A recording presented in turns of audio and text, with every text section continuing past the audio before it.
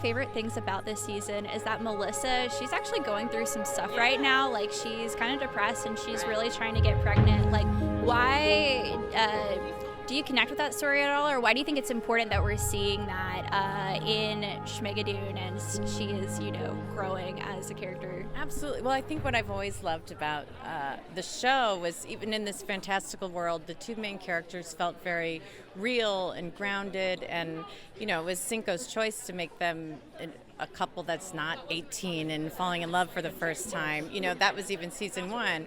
And so and now for this season, I think it helps that this is the reality for a lot of people. I'm 38 when I filmed. I'm 39 now. That's a part of, it's, if you are a person who wants to or doesn't want to have, it's part of your life to think about children and fertility. And I think after a couple tough years too, during COVID, we just all feel a little stuck. And I think that's very real, and it helps. Then the fantasy part of it's a good way to show off for both of those to work.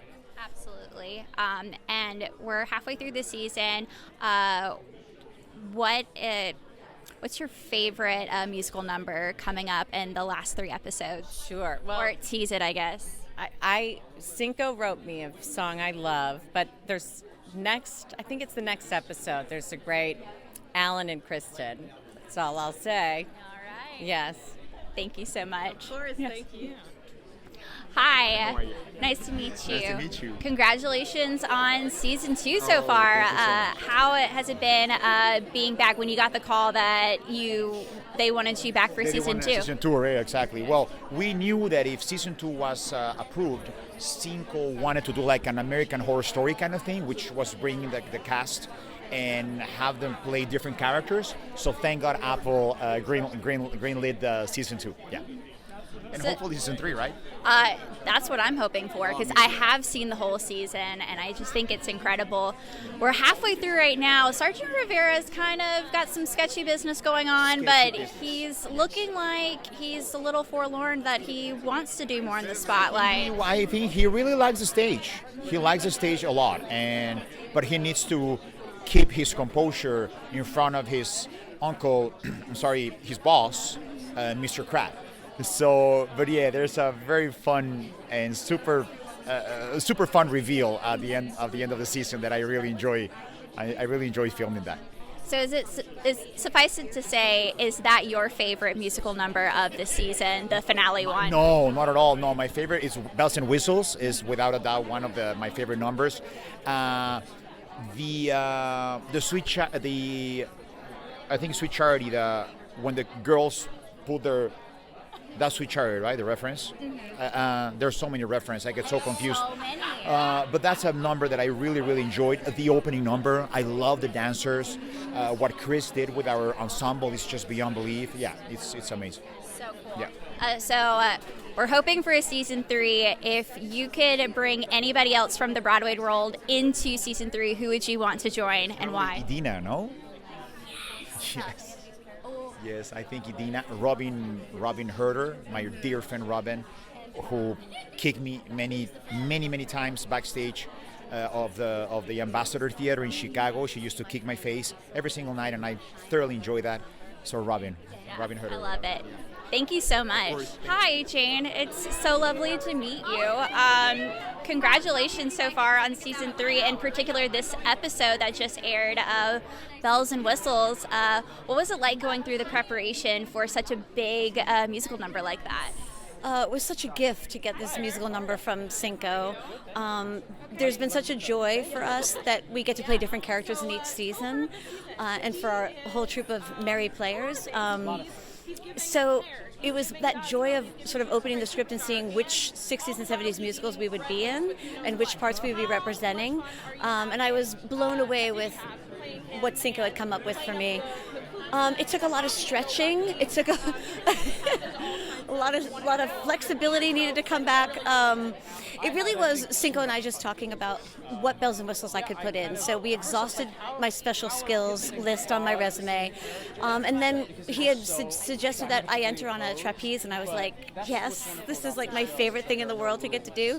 And I asked if I could stay on a little bit longer and maybe learn some tricks. So I went to trapeze school in Vancouver on my days off to see what we can learn, and they eventually said that they would film it, so they opened the ceiling of the courtroom for me and let me fly all around. It was a real dream come true. Well, it was quite the entrance, and like when I saw you flipping on the trapeze, I was just amazed by it. So like it shows like you did such an incredible job.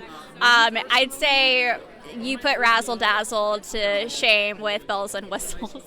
I have to say we have such a supportive company of players, and it was one of those things where when Dove was doing her numbers in the club, we all would go and watch and cheer her on, and then the people who came to see Bells and Whistles and were giving me only love and support. It's just one of those groups where we go and cheer each other on with our numbers, because we love each other, but we also love each other's talent and what they bring to each number. I remember I had like a scene off or something, and I went and watched Cecily and Ariana and Dove practice their trio, which is like the song from Company, and so I was just like in the audience just cheering them on as they were trying to just even learn it, so even at their rehearsal. So it's just got that whole sort of camaraderie vibe that's wonderful. Absolutely. So because of that, Bobby seems to be kind of done for the season, or are we going to see her pop back up again before the finale? No, you will see her again. I come back in episode 6, and because Cinco wrote this amazing ending number where all of the characters get to come back to say goodbye to Josh and Melissa again. And that number is one of my favorite numbers, actually. It's called Happy Beginning, because I feel like it's the most personal to who Cinco is and what his heart is. So that number was really special because there's only 2 moments where the entire cast is together in one scene. And because we filmed the first season during the pandemic, we all weren't able to socialize or see each other. So those days are very special and ingrained in my mind for that we all got to actually hang out. And that this crazy band of characters could all be in one number shouldn't make sense, but for some reason it does, the way Cinco writes it. I mean, it shows like how he has like been able to bring all of you together. Like you just seem to have such excellent chemistry in those big ensemble numbers. So one more question for you. I've been a fan of you since like 30 Rock and Unbreakable Kimmy Schmidt, and I was so excited to see Titus joining this season. So if you could bring any one of your former cast members from Kimmy Schmidt or 30 Rock, who joined season 3? I should have had a good answer for that, like prepped. I mean, I couldn't think of anybody better than Titus to come join our cast. And also because we've become really good friends in real life outside of our jobs, and we perform and travel singing together. So when they told me Titus was coming, I was like, oh, of course he's coming. Yeah, that's exactly who should come and be at our show. And his opening number is one of the ones that we all got to be together. So, and it was our first week of filming. So Titus got like the most grand welcome of any of the players because we were all there to cheer him on and watch him do his first amazing opening number. So I don't know. I think we kind of completed that, Liz. With who else should come? Who else should come from? Well, Titus was saying potentially Carol Kane should join. She'd be amazing in this world. Oh my God. I'm just trying to think of who else are musical performers from that show. Tina could totally come. They've all been in musicals. Right. I know. They've either written musicals or been in musicals. I think the fine line between musicals and comedy are very close. So anybody really could come over here and play with us. Totally. Well, thank you so much. And you truly were fabulous in the newest episode. Thank you so much. Out of the rain, which is good. Oh my gosh, yeah. I was talking. There to start? Yes. So I was talking with Cinco. I was the last interview with him, and I just had an umbrella up, like, yep, this is happening, But First is way better. we're inside now, so that matters. Hi. How are you? I'm good. How are you? I'm doing good. Congratulations so far on season 2. Thank you. Yes. What was it like for you to come back, leaving your season 1 character behind and taking on Topher this season?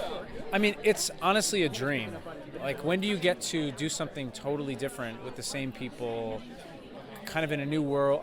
So I've never gotten really to do anything like this before, because I think it's pretty unique, but I was so excited about it.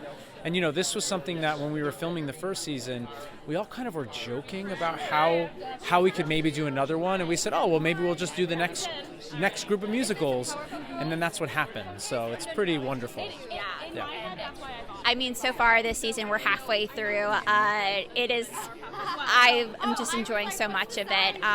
And your character in particular is taking on a lot of Godspell and hair. What was that like to kind of bring that hippie vibe to Schmigadoon this season? Yeah, it's a lot of fun. Much like season 1, where I've never done Carousel, I've never done Pippin, Godspell, Hair, or Jesus Christ Superstar. So I'm kind of getting to do all of that in this, which is wonderful. But no, to kind of find this kind of selfish hippie was really, to think of Pippin and Claude being the same guy at first seems very, very different. So to kind of put them together was a lot of fun. And what I learned season 1 is the show works best when we fully go for it. Yeah. So I honestly just tried to do the most ridiculous thing or silliest thing I could think of at any time. And it was just, it works. It was so fun. Well, I mean, the song Let's Get Naked, that just happened. Yeah. So, Yeah. Well, we're almost at the end of this season, and everyone's kind of looking for what their happy ending looks like. Yeah. What would you tease as Topher's happy ending for this season? I think we'll see it in the coming episodes, but there's something very wonderful that happens between Topher and Jenny's characters. And I think that each of them are similar, that at the outset of the season, they kind of are, people that other people look to, but they don't really know exactly who they are. And I think in meeting each other, they kind of find out who they really are inside. And, their kind of happy beginning is just being comfortable with who they are as a person for themselves, which is really, really nice. I mean, it's a beautiful message, Yeah.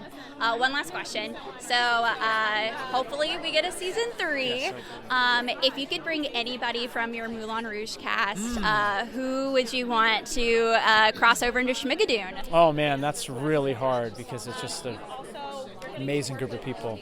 I have to give a shout out to my buddy Ricky Rojas, who plays Santiago, because he's probably the most ridiculous person I've ever met, and we had so much fun laughing together on stage that he would step into this world and just absolutely shine. Yeah. Thank you so much. Thank you. Nice to meet you. Nice to meet you too. Hi, Titus. Thank you. Everyone's stressing out down there. I know, but I did have it facing people earlier, but then there was some technical complications, but you were nicely in frame, so. Well, congratulations so far of season 2. What was it like getting the phone call to join in as the narrator this season? Well, I didn't quite know what that meant because I hadn't read the script. I just got the call. They hadn't sent me any materials. I didn't know what the score was going to be like. And so at the table read, I was actually just sinking my teeth into everything that they had written for me. And I don't know. I knew that I was in for a treat though, because Single Paul is one of the smartest showrunners in all of Hollywood, and one of the best composer lyricists around. He has such heart and such pathos, and he loves musical theater so much. So I knew that we were in good hands. Well, I have seen the whole season, and you were one of my favorite people in this, my favorite character. What inspired you to kind of craft the narrator to make him your own? Because you certainly have your own presence and personality when you step on screen, no matter what is happening. The honest truth is, last summer was not the happiest summer in my life. So I was able to pull a lot from that darkness and unleash it onto these poor characters. the truth. But it's honest, though. Okay. It's the truth. It's the truth. Yeah. But I mean, that speaks to, like from our pain and the trauma that we go through, that we're able to make great art from that. Somewhere. So you got to see it. Yes. Yeah. So I'm actually a huge fan of Unbreakable Kimmy Schmidt. So when I saw that you were involved with this, I was super excited. And then you and Jane Krakowski being involved with this. If you could bring another cast member from Unbreakable Kimmy Schmidt, who would you bring on to join Schmigadoon? She would create such delicious chaos. Absolutely. Yeah, it would be wonderful. Thank you so much for talking with me, but I would also love that too. That'd be incredible. Nice to meet you as I'm surviving the rain right now. Yes. How are you tonight? I'm great, thank you. We just watched episode 3 today came out.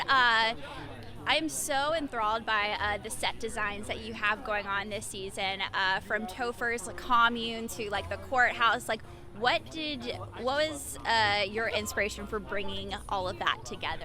Oh, wow. Topher's commune was one of the more challenging sets for me. It just was something that I really had to wrap my head around. And the space where we chose to film it at had a lot of challenges.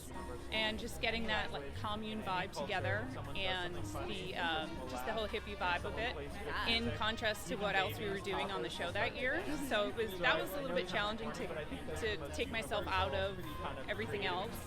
And then the courtroom was just so inspirational. I knew the dance number was going to be spectacular, so I wanted a space that would accommodate such a fantastic dance routine and dance number and magic and all the other elements that went into it. And of course, the space to allow for the fantastic swinging moments. And yeah, there was a lot of discussions about that. I mean, that was such an exciting moment for the trapeze to come down and just Jane Krakowski just swinging through the courtroom. So fun, and just sketching it out and getting to think about what she was going to do and try to design a set that complemented all of that was really fun. Yeah, and actually I think in today's episode there was an homage to Stephen Sondheim in one of the buildings. Did you work with the writing team to kind of come up with fun little Broadway Easter eggs? Yes, all of that was Cinco's genius. Him and I worked really close together on all the facades to have little details and little jokes in there for it. So one last question for you. Is there a favorite set that you have that we haven't seen yet in this season? We're only halfway through. Halfway through. There is a transformation towards the end of the season that I'm really happy with that came out. That's coming up.